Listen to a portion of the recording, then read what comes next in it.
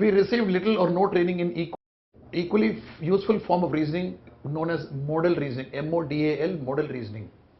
There's another term which you need to understand. It uses logic to inquire into what could possibly be true. It's about opinions about people, opinion about some phenomenon. Somebody comes and tells you something. One person tells you, 10 people tell you, 100 people tell you, 2000 people tell you, the whole world tells you that this is true. If I go back to the sun rising in the east, does sun really rise in the east? No. It is what collectively all human beings see from planet Earth. And we feel the sun is rising from the east. But astronomers know that sun doesn't rise. The earth is rotating. And because the earth rotates, we get a feeling early morning that the sun is rising, and late in the evening we feel it is setting. And then if you take it further and further into discussions, you can go to other levels and realize there's nothing rising, nothing setting. But then those are not the things which most of us are familiar with on an experience. Day to day, I do not feel the earth moving. I'm just standing here and talking to you. Right? But if I go and tell people the sun is not rising, sun is not setting, they may kill me. So who told you that?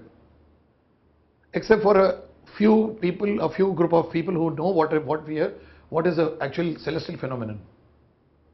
Right?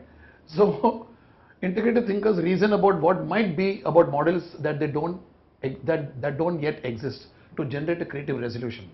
So they use this modal reasoning for that. In the modal reasoning, it makes use of deductive and inductive logic, but it also requires a third form of logic, namely abductive logic. Abducting means what? Kidnapping. A term that was created by Charles Sanders Peirce. He said we must do what is called as abductive logic. Think so differently. It is not guided by a principle which says look for reasoning, look for evidence, deductive logic. There's a statement and it says look for evidence, and the inductive logic says that look at all the evidence and then create a statement. It says come out of this trap, inverted commas trap, come out of it and do something different, abduct the whole thought process, take it away from the conventional way of thinking, do something different. Now that requires certain amount of training, friends. That requires some amount of training. Every day, day after day, I'm into deductive, inductive to take care of my problem solving and decision making. But one fine morning, if I have to come into this, it's something which I can't do because of my factory setting. So to do that, I have to follow certain things. So let's understand what they are. Abductive logic explains what he called inventive construction of theories. Inventive, one, circle it. That integrative thinkers use to find models yet to come stated peers. Inventive means something which is not there, which you're fabricating, which you're creating. If you see science fiction films, for example, you must have seen Star Wars or any of the science fiction films. The imagination is run wild and they create a story in such a way that after some time the imagination becomes a reality with you. On the horizon, we find one sun rising. Only one single sun rises. That's a phenomenon which all humans know. So in a science fiction film, the inventive part of the person's brain will say that there will be two suns rising. One sun rises and after some time another sun rises. Maybe a third. Take a film like Harry Potter. The Harry Potter, if you take the entire movie or the book, it's got so much amount of inventiveness. The author came out of these two logics. She used the logic, deductive and inductive, and she came out with a reasoning which was different, and that's why we saw all the magic things and all. While we enjoy seeing this, we realize that this is possible, that is possible. Don't we do that? I've done a review on this particular movie, sort of a review, like a video review, wherein I've spoken about how this type of thinking is a part of many movie making, inventive thinking, wherein they don't hijack you so much away that you feel completely deoriented. I take a lot of movie learning sessions and I do a lot of study on movie with respect to reasoning and thinking. So there a few films, a few movies which had come very recently, some science fiction films, you know, there we were discussing about how when the viewer is watching the movie, he must feel a level of credibility that yes, it's possible. If a producer or a director of the movie is taking you so much away from credibility and you get lost, then the movie doesn't have any charm in you, because that's the way human beings think. Anything that is a part of deductive, anything that's a part of inductive is commonplace. It's known to everybody. Everybody can do it. But anything inventive, which gives you a possibility that it is possible this way, that is exciting. And that is a type of thinking which integrative thinkers have. They don't take you totally out of the orbit into a state of deorientation. They keep you oriented and they take you beyond the deductive and beyond the inductive so that you are there. Right? Inductive can't because it draws inferences from repeated observations or experiences. Deductive can't because it needs a pre-existing theory or a model on which to base its reasoning. But invention, Peirce saw, required a logic for making leaps within your mind. The title of this chapter. Inventive makes you leap out of your mind. When you leap out of the mind, it's like a kite flying. The kite is flying out in the sky, but down below somebody is holding the, what we call it in Hindi as firki, where the thread is, is there on the spindle. Right? Now that part of it is important. You don't deorient yourself, you're very much there. In essence, abductive logic seeks the best explanation. That is, it attempts to create the best model in response to a novel or an interesting data that doesn't fit into an existing model. Take the various the amenities or the town planning that is happening in many modern cities today.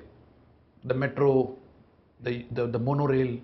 Now all these things were possible because somebody thought differently.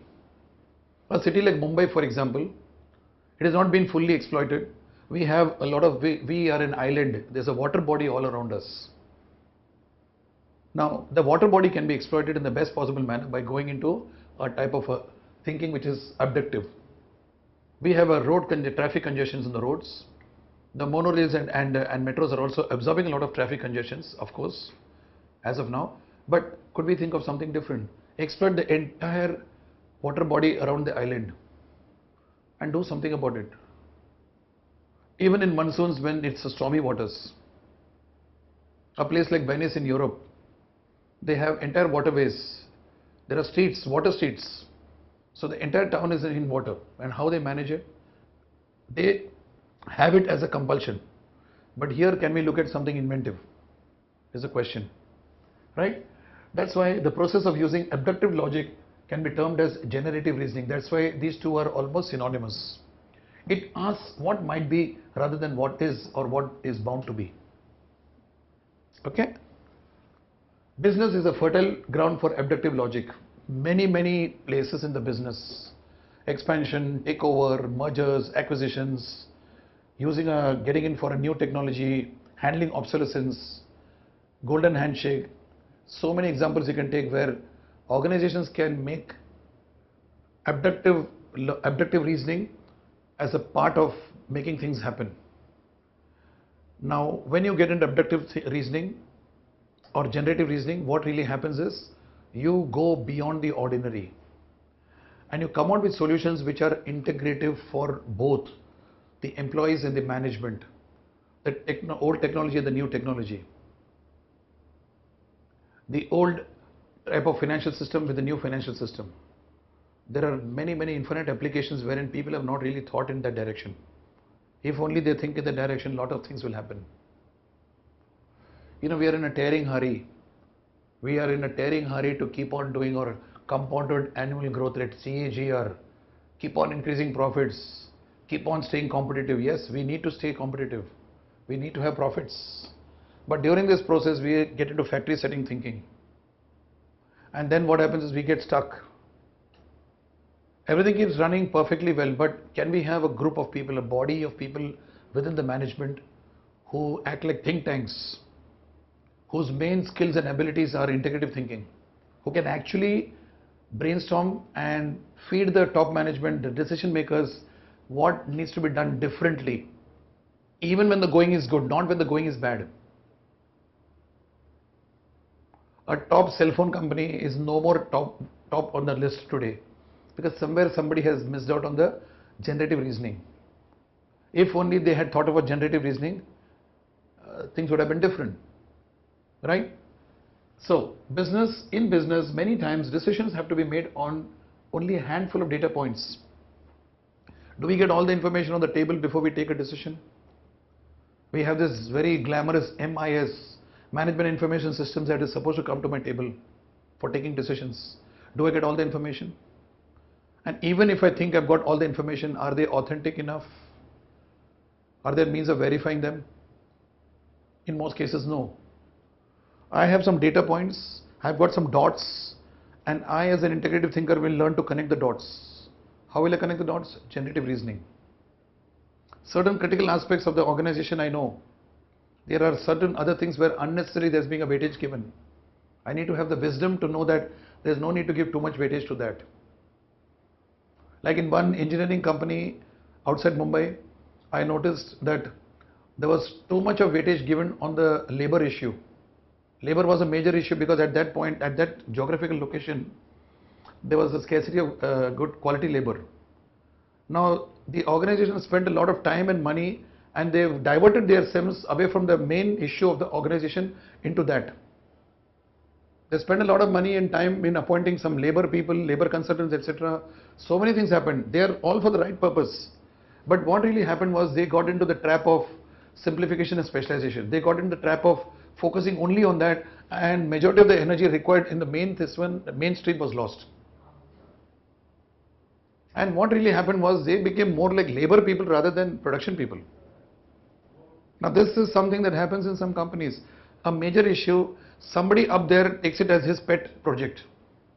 Now that person who takes it as a pet project has to be should understand that there is an integration required. See, many times the people who rise to at the topmost level come from a certain stream. Either they come from a production background or a marketing background or a finance background. They tend to think in that fashion even when they hold the top position of a CEO or an MD. You know, for the right or the wrong reasons, not out of any bad intentions, they tend to take decisions which backfire. If only they pause and they get into these things which we are discussing and get into integrative thinking, things would be different. Because nobody gets all the information on the table. And when I do not get all the information on the table and I need to act upon it now, then what I do is I resort to the popular either or approach. In the same scenario, I don't have all the information on my table and I need to act upon it now. If I'm a creative or a generative thinker, I look for alternatives like what Leachin and Isadore Sharp and all those gentlemen did, AJ Lafley and all. Now, can I become another AJ Lafley? Can I become another Isadore Sharp? Or for that matter, Blecher? Now, these are not, they are ordinary people, but they did extraordinary thinking and action. They took the guts to come out and abduct their logic. They didn't get stuck up to the inductive or the deductive logic. Okay? Business has poor record of making marketable discoveries. It lacks an established model for innovation. A lot can be spoken about this. The point is, at the end of the day, take a marketing model. You know, we talk about consumer buyer behavior. We go and do research in the marketplace. So and so product will sell because this is a target audience. This type of plasma TV or this type of cell phones or these type of shampoos. How many of them come out with real research which is based on reality and actually click? They have a method of researching which is not wrong. Is there something else they need to infuse into that? Yes, abductive logic. There are excellent market research companies, globally very, very powerful, globally very, very effective. Even they admit, even they confess at times that they need something more than the data that they're getting. So-called qualitative data, for example, is not very easy to get. So, very rarely you come across marketable discoveries which can be marketed. Okay, and there is a need for the model for innovation has to be established. Very rarely you come across this because not many do it. Some organizations in the Far East, they have it. Some of the organizations in Europe, they have it. I'm not mentioning the names. and a few organizations in India also have it, and some in the US, but they can be just counted by the fingers, very few. If you trace back and look at these companies' progress and the way the MDs and the CEOs have been operating, they have infused it as a part of their culture. If you infuse it as a part of a culture where everybody thinks like that, everybody is made to think integrative, things happen very well. If you recall Four Seasons, they do not have a customer service department. Everybody is a customer service person. Amazing thing to happen. Now, if an organization starts thinking in those terms, then things become different. But you know what organizations do? They try to adopt these practices, but with a different paradigm. The paradigm is that I want to cut cost. If cost cutting, through that you try to do no customer service department, that is not integrative thinking. That is something different. So what is the paradigm from where you operate is important. And these examples we have taken are powerful paradigms of people who actually wanted things to happen for the common good of mankind, not for only my profits. There are organizations which seem to be adopting inverted commas, this type of thinking, but they do it for the selfish purpose of my profits. I should be above the rest. And very nicely it is being implemented, it is being done in such a way and gives you an illusion as if it is integrative thinking. It is not. One has to pause and ask, is this coming from a basic goodness for a growth and the larger interests of people who are part of us? If you take all these examples which we have gone through from chapter 1, practically all of them are coming with those intentions and they are doing it. An initiative taken in the organization has to have a group good behind it. Profits are important, they are not unimportant, they are important. But when this integrated thinking becomes a strategy for profits, then the whole charm is lost. It can't become a strategy. It has to be the way we are. Right? In the absence of such a model, it can't use deduction to determine the soundness of a given course. Model reasoning and abductive logic are taught in the West, but very rarely. Some design schools, we have business design in our own institute in V School. So this design school, we teach students to investigate users' needs that have gone unrecognized and incorporate them in their design. It's what is called as a market pull approach, not a production push approach. We go and see what people want. And we go and see okay, this person wants this. There are unstated needs of people, unstated needs of people. Now unstated, they don't state it, but the way the person is consuming, go and observe people. From the way the people are consuming, from the way the people are acting with the goods and the services, one needs to make our own inferences, observing, and then come out with certain interpretations, right? So, but nearly in all business schools, students learning rational, quantitative, and methodical disciplines have hardly any educational exposure to generative reasoning at all. Just learning subjects and not integrating them with the reality of the world doesn't hold much of water, right? Integrative thinkers, on the other hand, implicitly accept that generative reasoning is both conceptually legitimate in terms of a thinking process. It is perfectly normal and going in the proper direction, and practically speaking, the only tool suited to the job of fashioning new creative solutions. Integrative thinkers put their resolution through multiple prototypes and iterations. What is a resolution? It is the final outcome of the 4 steps. So what they do is they put them into different types of models. I try one way, I try another way, I try a third way, and I get different types of information at the first level, second level, third level, and the fourth level. Different saliences. I want to launch a car, so I make speed as a salience. So from the speed as a salience, causality will be different, architecture will be different, resolution will be different. Then I say looks. I'm just giving an example. And then what you do is you take some attributes and work out different salience of the same product. And then you start resolving it upwards. And when you do that, you'll come across multiple ways of looking at it. And this goes back down, it cascades down to get a learning how the integration has to happen. First is you go up. If you remember the example of Sally and Bill, which was given in one of the chapters, you start thinking in one direction upwards and then again come back and ask questions. So you do that, you get this. So they use generative thinking, whose raw material, one needs to remember, is yet to exist, to work backwards from resolution to architecture to causality to salience. I need to imagine what a holiday person who's coming to a resort expects. Now there are stereotypical reports which tells you he expects this. Yes, he does expect.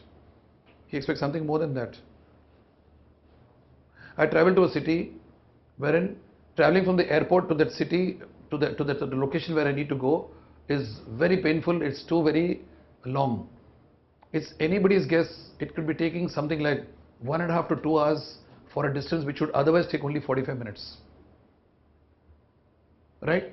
Now, the concerned location where I go, the hotel where I stay, they realize this importance of this, of the person traveling from far and what he must be going through from coming from the airport till the hotel location.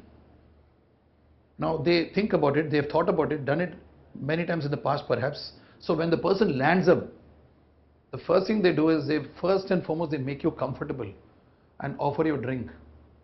And they say everything else can wait. You can just sit down, relax. And then they ask you about how was the journey and all, and they accept, we know that the distance is too long and it's quite a long journey and all those things, traffic jams and all. And they try to cushion your frayed nerves. And then what happens? Then you get into you get your room and you go into the room and all that. So the transition from there to here is so smooth, and they're trained to also attend to people who get very upset when they land up because of the traffic. It's human nature. Now that sort of what did they do? They went to the resolution and came back to the architecture. They created an architecture using the saliences, the causalities that are required from where it is emerging. And when they do that, it's amazing thing to happen. So they work backwards, in other words. Design your product backwards. Design your product backwards. I'm holding this pointer in the hand.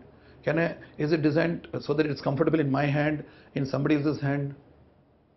Now, this is how one has to work backwards. It's more of what I said is market pull. The market pulls me to produce a product which the market needs.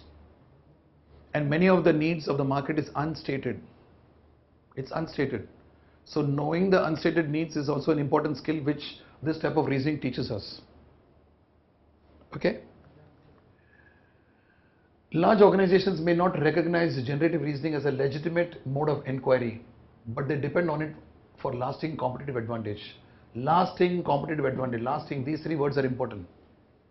One of the things that generative reasoning does, it doesn't give you quick fix solutions. It's not creativity for the heck of it. It is something carefully thought out. It's coming as a spark, and then the spark actually multiplies into a huge light which sustains for the whole organization. Right? Like others, Blecher saw that South African blacks were poor, uneducated and dispirited.